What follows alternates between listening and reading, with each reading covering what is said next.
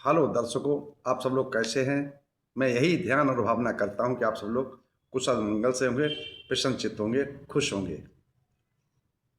तो follow subscribe करो न करो, ये तो आपकी मर्जी है। पर ध्यान लगाकर, चित्त लगाकर, मन लगाकर, दिमाग लगाकर, माइंड लगाकर सुनते रहो। बस यही हमारी अर्जी है, बस यही हमारी अर्जी है, बस यही हमारी अर्जी है। तो जैसा कि हम लोगों के धम्पद का गाथाओं का पाठ चल रहा है, तो आज की गाथाएं हैं 133 और 134, 133, 134, 133, 134, 133 और 134। तो चलते हैं, इन गाथाओं का क्या सार है। धम्पद की गाथा 133-34, धम्पति की गाथा 133-34 जो दंडबज्ञ में पांचवी और छठवीं है। अपशब्द किसी को ना बोलो, अपशब्द किसी को ना बोलो, ये हमको समझाती हैं, ये हमको समझाती हैं, ये हमको समझाती हैं। जो अगर तुम किसी को गाली दोगे, जो अगर तुम किसी को गाली दोगे तो बदले में भी गाली पाओगे। जो अगर तुम किसी को गाली दोगे तो बदले में भी तुम गाली पाओगे। सदाचारी होकर मीठा बोलो, सदाचारी होकर मधुर वाणी बोलो, तो निर्वाण परम पद पाओगे, निर्वाण परम पद पाओगे, निर्वाण परम पद पाओगे। ये संक्षेप रूप में हमने 2 लाइनें लिखी थी, आपको सुना दिया। अब चलते हैं कि ये घटना किस समय की है और कहाँ पर और किस स्थान पर और किस उद्देश्य पर और किस कारण तथागत सम्यक संबुद्ध ने इन गाथाओं को कहा है, वो कारण क्या रहा। चलते हैं उस कथा की तरफ, उस प्रसंग की तरफ, उस व्यथा की तरफ। तो जैसा कि हर रोज तरह हम लोग नंबर का पाठ करते हैं, जब बीच में रुक जाएगा, रुक जाता है, कभी कभार गैप हो जाता है, लेकिन कोशिश जहाँ तक है करता रहता हूँ कि सफर में भी अगर कहीं इधर उधर जाता हूँ तब भी कोशिश करता हूँ कि गाथा का पाठ, अगर गाथा ना बोल सकूँ तो पाठ तो उसकी सार तो समझा ही दूँ। तो चलते हैं उस कथा की तरफ। एवं मे सुतंग एकंग समयंग भगवा सावथियंग बिहरति जेत बने अनाथ पिंड कश्य आरामे। ऐसा मैंने सुना, एक समय तथागत सम्यक संबुद्ध श्रावस्ती के अनाथ पिंड द्वारा बनाए हुए जेतवनाराम में बिहर रहे थे। उस समय की घटना है, उस समय की कहानी है, उस समय की कथा है कि तथागत सम्यक संबुद्ध उस समय ये किस कथा के ऊपर, किस घटना के ऊपर इन गाथाओं को कहा है। तो उस कथा की तरफ चलते हैं। एक कुंडधान नाम का व्यक्ति था, उपासक था, धम्मपरायण था, बुद्धि पर सजता थी, धम्म को धारण करता था, संघ में सम्मिलित होकर रहता था, भिक्षु बन चुका था। तो जब भंते बन गया, भिक्षु बन गया, तो जब भी चारिका के लिए जाए या कहीं जाए या कहीं टहले तो उसके पीछे पीछे एक लेडीज चलती थी, दिखाई देती सबको, लेकिन उसको दिखाई कभी नहीं देती थी। वो चारिका करने जाता था, पिंडपात करने जाता था, भिक्षाटन को जाता था, तो उसके पीछे वो स्त्री लेडीज दिखाई पड़ती थी, महिला दिखाई पड़ती, सबको दिखाई पड़ती, लेकिन उस भिक्षु को कुछ नहीं मालूम। चारिका करने जाता, जब पिंडपात करने जाता, भिक्षाटन करने जाता, तो उपासक उपासिका उनको भोजन दान देते थे। तो ये भी कहते थे, लो भंते जी, ये आपके लिए और ये आपके साथी के लिए, जो आपके पीछे चल रहे उसके लिए, मतलब डबल देते थे, है ना। और ऐसे ही जब वो अपने जेतवनाराम में जाते थे, अपनी कुटी के अंदर जाते, अपने आश्रम में जाते थे, अपने निवास स्थान में जाते थे, है ना, शून्यागार में जाते थे, अपने जो झुग्गी होती है, जो झोपड़ी होती है उसके अंदर, तो उसके अंदर जब घुसते तो पीछे पीछे वो औरत भी दिखाई दे पड़ती थी सब भिक्षुओं को। तो भिक्षु सब बड़ा अचंभित होता था, ये तो बड़ा दुराचारी है, ये अनाचारी है, ये व्यभिचारी है, अरे भिक्षु होकर के और ये जो है महिला को साथ लेकर चलता है। ये बात जो है पूरे श्रावस्ती नगर में फैल गई। और जब तो जनता, वो तो भाई जनता होता, पब्लिक तो पब्लिक होती है ना। तो जनमानस जब समय पहुंची है, तो जनमानस जब समय पहुंची तो हुजूम उमड़ पड़ा और जाकर के राजा प्रसेनजीत के पास में और कहने लगे हाजिर लोग तथा कि हे राजन, कैसा आपका राज्य है, कितना श्रेष्ठ तो भगवान बुद्ध का धम्म है, और उस संघ जो संघ बनाया उन्होंने, उस संघ में ऐसा ऐसा भिक्षु है, क्या नाम बताया, कुंडधान। कुंडधान भिक्षु जो है वो महिला को लेकर घूमता है। अरे ये तो राज्य का ही नाश हो जाएगा, आप गर्त में चले जाओगे, आपके राज्य में वो रह रहे हैं, ये अनैतिक है, अनाचार है, ये दुराचार है, ये ऐसे भिक्षु को तो यहां पर नहीं रहना चाहिए। तो प्रसेनजीत जो था वो तथागत संबुद्ध के समक्ष ना जाकर के उस भिक्षु की परीक्षा लेने के लिए चलता है, अपने अनुचरों के साथ में, अपने सहपाठियों के साथ में, अपने मंत्रियों के साथ में।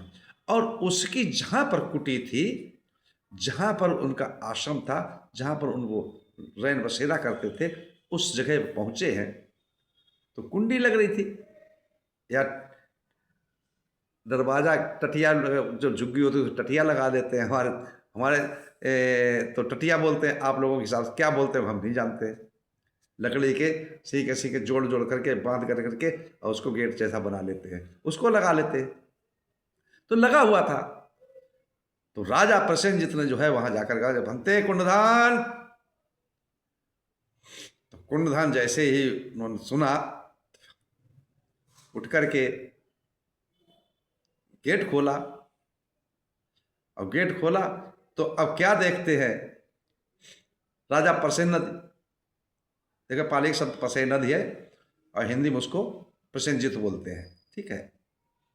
प्रसेनद ने देखा कि भंते जी तो जो गेट खोला, भंते जी खड़े हैं और उनके पीछे महिला खड़ी है, बात सत्य है।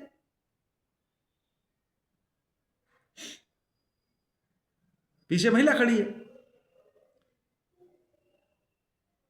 तो प्रसेनजीत बोला कि ऐसा करिए भंते जी, आप बाहर आइए, आपकी बहुत शिकायतें मिल रही हैं हमारे राज्य के अंदर।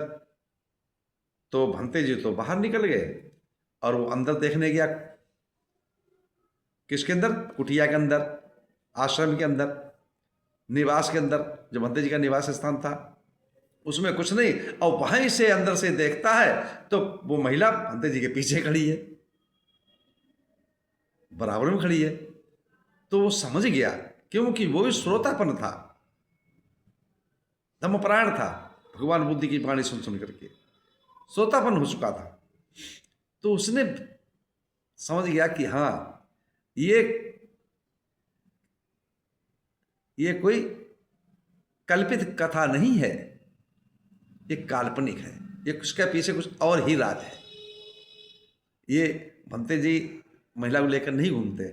और भंते जी से पूछा, भंते जी हमें क्या मालूम, कोई महिला है ही नहीं हमारे साथ, कोई नहीं।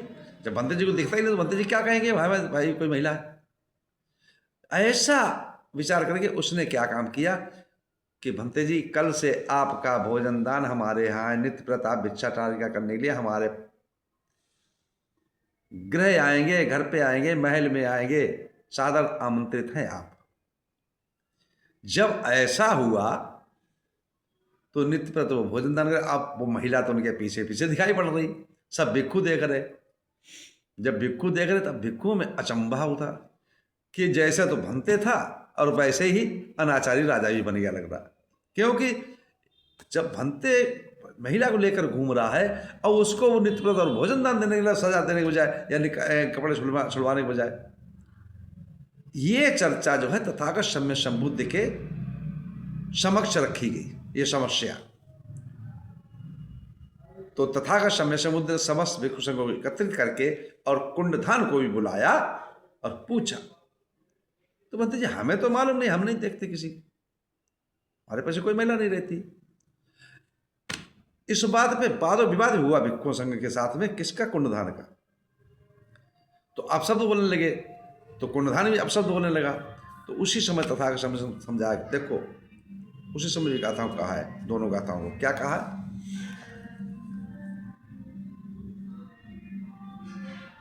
मावो चफरु संकंची, मावो सफरु संकंची, युबुत्ता पटी वदेयुतं, दुखाई सारंभ कथा, दुखाई सारंभ कथा, पटिदंडा फस्सेयुतं।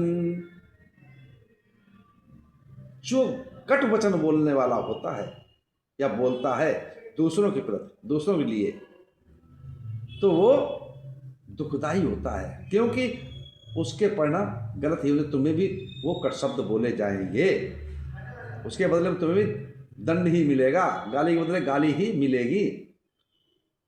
134वीं गाथा क्या कहती है?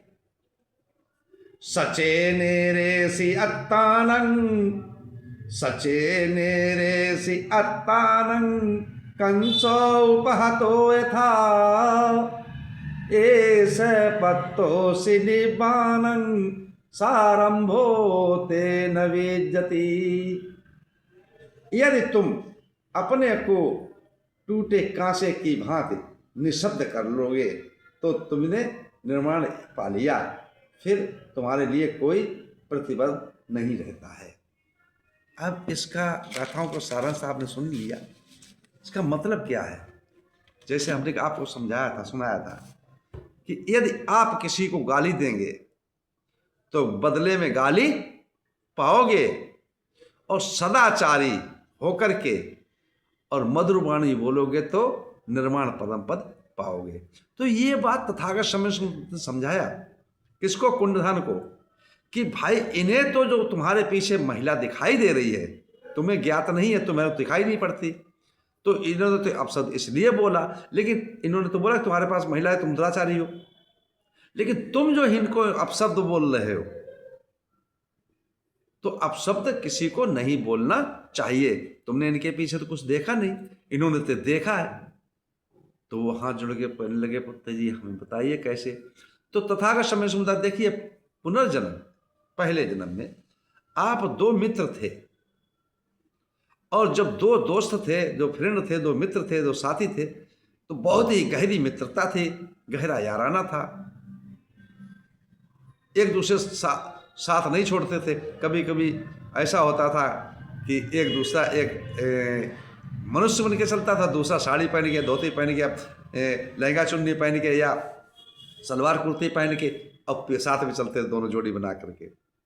तो वो ही तुम्हारा साथी जो है वो तुम्हें दिखाई पड़ रहा है, इनको सबको दिखाई पड़ता है, इतनी गहरी मित्रता थी।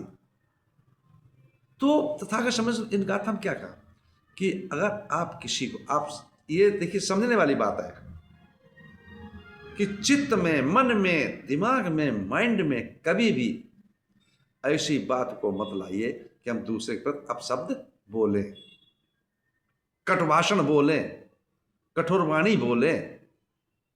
अगर हम किसी को अपशब्द बोलेंगे, गाली देंगे, कठोर भाषा में बोलेंगे, तो परिणाम क्या होगा कि वो भी उसी भाषा में बोलेगा। जब ऐसा होगा तो एक दूसरे पर गाली गलौज होने के बाद में लड़ाई होगा, है ना? तो मन में जब विचार नहीं हो, ऐसा करें। अगर जिसको निर्माण चाहिए, जिसको सुख चाहिए, जिसको मुक्ति चाहिए, जिसको मोक्ष चाहिए, तो उसको ये करना पड़ेगा कि वो अपने सदाचार का जीवन जिए, सदा नियमों का पालन करे, विनय का पालन करे, शीलों का पालन करे, सदाचार का जीवन जी करके और मधुर वाणी को बोले, तो वो निर्वाण को प्राप्त कर सकता है, मोक्ष प्राप्त कर सकता है, मुक्ति प्राप्त कर सकता है। इसी के साथ मैं अपनी वाणी को विराम देता हूँ। आप सब लोग मंगल हो। कल्याण हो, सुखी जीवन हो, निरोगी काया हो, दुख दूर हो जाए, सुख से वास करो, हमेशा प्रसन्नचित्त रहो। आप सब लोगों को मंगल हो, मंगल हो, मंगल हो।